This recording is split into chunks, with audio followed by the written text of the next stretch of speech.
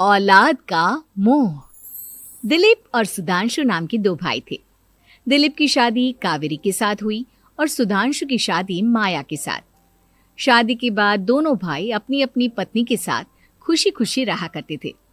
दोनों भाइयों के परिवार एक ही घर में रहता था। साथ में खाना, साथ में घूमना, कुल मिलाकर दोनों भाइयों का परिवार खुशहाल परिवार था। कुछ सालों के बाद दिलीप की पत्नी कावेरी को एक बेटा हुआ। भैया, आज मैं बहुत खुश हूँ। चाचा बन गया हूँ मैं। हाँ भाई साहब, इस बच्चे के घर में आने से तो रौनक आ गई है। मैं सबको बताऊंगी कि मैं तो चाची बन गई हूँ, चाची। तुम दोनों कितने अच्छे हो।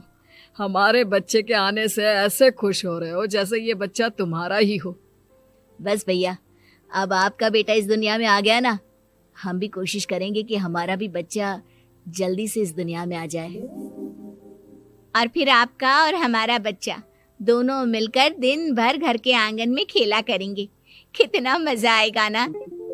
सच कहती हूँ माया, मैं भी उसी दिन का इंतजार कर रही हूँ जब तुम्हारी भी गोद भर जाएगी और मेरे बेटे को एक छोटा भाई या बहन मिल जाएगी। 1 साल बीत जाता है। दिलीप और कावेरी का बेटा अब 1 साल का हो चुका था, लेकिन सुधांशु और माया की कोई औलाद नहीं होती। माया, लगता है कि हमारी जिंदगी में बच्चे का सुख ही नहीं है। ऐसा क्यों कहते हैं?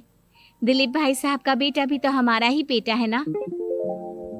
तुम्हारी बात बिल्कुल ठीक है माया, लेकिन फिर भी हमारा खुद का एक बच्चा होता तो कितना अच्छा होता। हाँ, कावेरी भाभी भी हमेशा कहती हैं उन्हें अपने बेटे के लिए एक छोटा भाई या बहन चाहिए। लेकिन देखिए ना, हमारी तो किस्मत ही कितनी खराब है। हमारे तो सारे ट्रीटमेंट भी फेल हो चुके हैं। डॉक्टर ने भी साफ साफ कह दिया है कि तुम कभी माँ नहीं बन सकती। वही तो सुधांशु, बहुत बुरी किस्मत है हमारी। लेकिन माया, हम अपनी किस्मत को इतना क्यों कोस रहे हैं? हम दिलीप भाई साहब के बेटे को अपने बेटे की तरह ही प्यार कर सकते हैं ना। हाँ जी, बिल्कुल सच कहा। मैं भी वैसा कर सकती हूँ। चाची हूँ, उसे छोटी माँ का प्यार नहीं दूंगी क्या? कुछ दिनों के बाद दिलीप का एक दोस्त दिलीप से मिलने के लिए आता है। अरे क्या बात है दिलीप, बधाई हो बधाई। और घर तो काफी बड़ा है तुम्हारा। वैसे तुमने अपने बेटे के बारे में क्या सोचा है? भैया, और क्या सोचेंगे, बस उसे पढ़ा लिखा कर अफसर बनाएंगे, उसकी पढ़ाई पर खर्च करेंगे। अरे भाभी, आपकी तो इतनी सारी प्रॉपर्टी है, आपको किस बात की चिंता? ले देकर एक बेटा ही तो है। अरे नहीं दोस्त, तुम गलत समझ रहे हो। इस घर में मैं और मेरा छोटा भाई दोनों रहते हैं। इस घर का आधा हिस्सा मेरे छोटे भाई का है। अच्छा, कितने बच्चे हैं तुम्हारे छोटे भाई के? भैया, उनके साथ ना कुछ प्रॉब्लम है। मेरी देवरानी कभी माँ नहीं बन सकती। अरे फिर किस बात की चिंता? अरे मैं तो कहता हूँ अपने बेटे के भविष्य के बारे में सोचिए ही मत।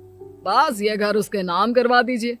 देखिए, आपके भाई का भी कोई बच्चा नहीं है तो सब कुछ आपके बेटे को ही मिलना चाहिए। लेकिन ऐसा करना क्या सही होगा?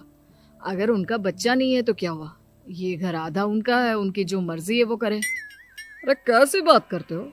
उनकी कोई औलाद नहीं है, वो क्या करेंगे प्रॉपर्टी अपने नाम रखकर? हाँ, वैसे भाई साहब, आपकी बात तो बिल्कुल सही है। अब जो कुछ भी है वो हमारे बेटे का ही तो है।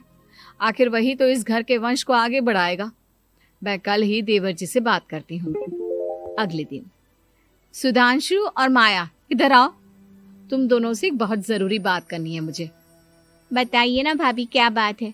आपको कहीं जाना है तो आप अपने बेटे को मेरे पास छोड़कर जाइए। मैं ही पूरा दिन रख लूंगी उसे। अरे नहीं माया, वो तो मुझे पता है। मैं किसी और चीज के बारे में बात करना चाहती हूँ। बताइए ना भाभी, क्या बात है? देखिए देवर जी, आपका कोई बच्चा है नहीं, लेकिन मैं जानती हूँ कि आप हमारे बेटे को अपने बेटे की तरह ही प्यार करते हैं। भाभी, बेटी की तरह नहीं, वो हमारा ही बेटा है। मेरे लिए तो वो मेरा ही बच्चा है। वही तो फिर क्यों ना ये सारी प्रॉपर्टी हम मेरे बेटे के नाम करवा दे, क्योंकि तुम्हारा हो या मेरा, हम सबका एक ही तो है बेटा। लेकिन भाभी, अभी तो वो सिर्फ 1 साल का है। अभी से प्रॉपर्टी उसके नाम करवाने का क्या मतलब है? देखिए देवर जी, जो काम जितना जल्दी हो जाए ना, उतना अच्छा। आने वाले वक्त का क्या भरोसा। भाभी भरोसा क्यों नहीं, हम तो हमेशा आपके बेटे को माँ बाप की तरह ही प्यार करेंगे। हाँ, लेकिन फिर भी मैं चाहती हूँ कि ये सारी प्रॉपर्टी मेरे बेटे के नाम हो जाए। अब मुझे नहीं लगता तुम दोनों को इसमें कोई भी परेशानी होगी, है ना? भाभी वैसे तो आप जो कह रही हैं वो बहुत जल्दबाजी है, लेकिन फिर भी अगर आपको ऐसा लगता है तो ठीक है, कल ही प्रॉपर्टी के पेपर बनवा लीजिए, मैं और माया उस पर साइन कर देंगे। इस तरह से अगले दिन प्रॉपर्टी के पेपर बनवाकर सारी प्रॉपर्टी दिलीप और कावेरी के बेटे के नाम पर करवा दी जाती है। कुछ दिनों के बाद सुधांशु, सुबह सुबह ये कौन लोग आ गए हैं तुम्हारे घर पर? भैया वो ऊपर वाला कमरा खाली पड़ा था ना, सोच रहा था किराएदार रख देता हूँ। लेकिन किराएदार रखने से पहले आपने हमसे पूछा भी नहीं। भाभी इसमें आपसे पूछने वाली क्या बात थी, हमें एक ही कमरे की जरूरत थी, इसलिए सोचा दूसरा कमरा किराए पर दे देते हैं, कुछ इनकम हो जाएगी। अरे माया, ये सारी प्रॉपर्टी अब मेरे बेटे के नाम पर है और यहाँ पर जो कुछ भी होगा उसके लिए तुम्हें मेरी या दिलीप की परमिशन तो लेनी पड़ेगी ना। हाँ सुधांशु, तुम्हारी भाभी ठीक ही तो कह रही है। अब देखो, तुमने खुद अपने हाथों से ये प्रॉपर्टी हमारे बेटे के नाम की है, वह अभी बहुत छोटा है, तो इस घर से रिलेटेड सारे फैसले तुम्हें हमसे पूछ कर लेने चाहिए। भाभी हमें तो लगा था कि आप हम लोगों से बहुत प्यार करती हैं, लेकिन आप तो हमारे साथ भेदभाव करने लगी। अरे, इसमें भेदभाव करने वाली क्या बात है? और मैंने कौन सा तुमसे कुछ गलत मांग लिया?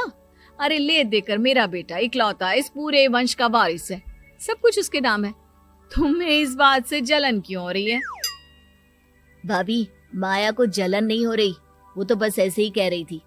सब जानती हूँ मैं, इसकी खुद की तो कोई औलाद पैदा नहीं हुई, बस इसीलिए जब देखो तब मेरे बेटे पर बुरी नजर डालती रहती है। देखो माया, कावेरी तुमसे बड़ी है, वो जैसा कहती है वैसा करो। और वैसे भी इस घर पर अब तुम लोगों का कोई अधिकार नहीं है, वो तो हम लोगों की भलाई समझो जो तुम्हें अभी तक यहाँ रहने दिया है। भैया आप इतने कैसे बदल गए? इस प्रॉपर्टी ने आपके दिल से हमारे लिए प्यार पूरी तरह खत्म कर दिया है क्या? इसी तरह वक्त बीतता जाता है और देखते देखते दिलीप और कावेरी का बेटा प्रणव 25 साल का हो जाता है और उसकी नौकरी लग जाती है। पापा आज मेरा अपॉइंटमेंट लेटर आ गया है, मैंने सिंगापुर में जॉब ज्वाइन कर ली है। लेकिन प्रणव, विदेश में नौकरी करने जाने से पहले तुम्हें कम से कम अपने मम्मी पापा से एक बार पूछना चाहिए था ना। इसमें पूछने वाली क्या बात है माँ, मैं सिंगापुर जाकर जॉब करना चाहता हूँ तो करना चाहता हूँ। देखो प्रणव, हमने तुम्हारे लिए इतनी सारी प्रॉपर्टी यहाँ पर रखी हुई है, उन सब का क्या होगा? यहाँ रहो, बिजनेस करो। सॉरी पापा, मैं यहाँ रहकर कोई बिजनेस नहीं करने वाला, और ये जितनी भी प्रॉपर्टी आपने मेरे लिए संभाल कर रखी है ना, ऐसे ही किसी को दान में दे दीजिए, क्योंकि मैं सिंगापुर से वापस इंडिया आकर कभी नहीं रहने वाला। दिमाग खराब हो गया है तेरा, जानता नहीं तेरी वजह से हमने तेरे चाचा चाची से लड़ाई करके पूरा घर तेरे नाम करवा दिया था। हाँ तो ऐसा करने से पहले आपको सोचना चाहिए था ना। और मम्मा, मैं तो वैसे भी उस वक्त 1 साल का था, मेरा इस मैटर से कोई लेना देना नहीं है। कैसी बात कर रहा है ये लड़का? अरे तेरी वजह से अपने छोटे भाई से दुश्मनी लेकर बैठा हूं मैंने तो उसे घर से भी निकाल दिया। जानता नहीं तू, बाजू वाले घर में एक छोटा सा कमरा किराए पर लेकर रहते हैं तेरे चाचा चाची, और ये सब मैंने तेरे लिए किया। देखिए पापा, आपने जो कुछ भी किया अपने लिए किया। मैंने आपसे कब कहा था कि मुझे ये प्रॉपर्टी और घर चाहिए?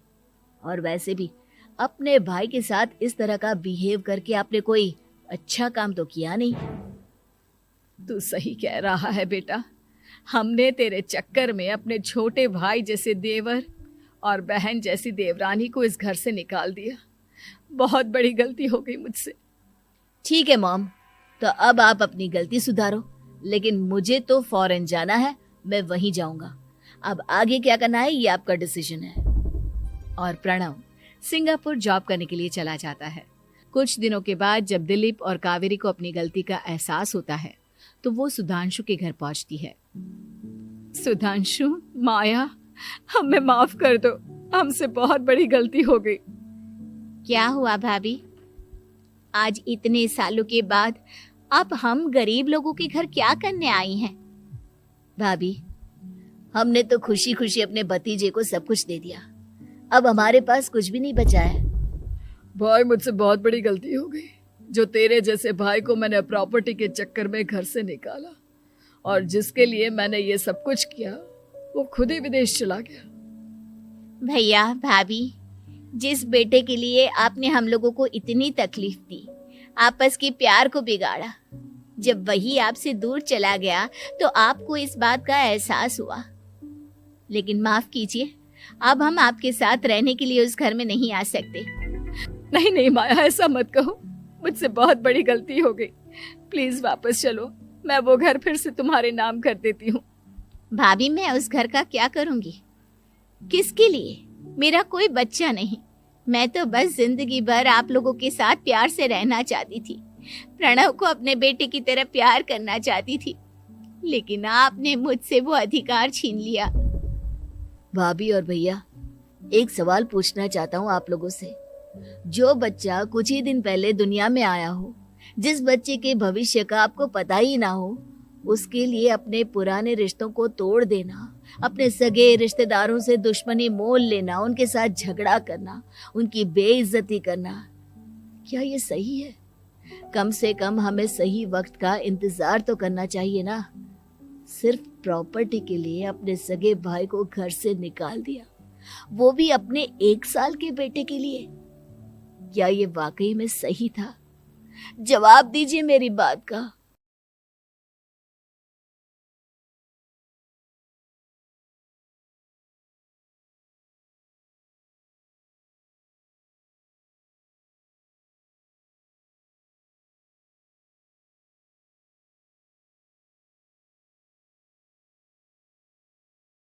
कपड़े धोने वाली बहू।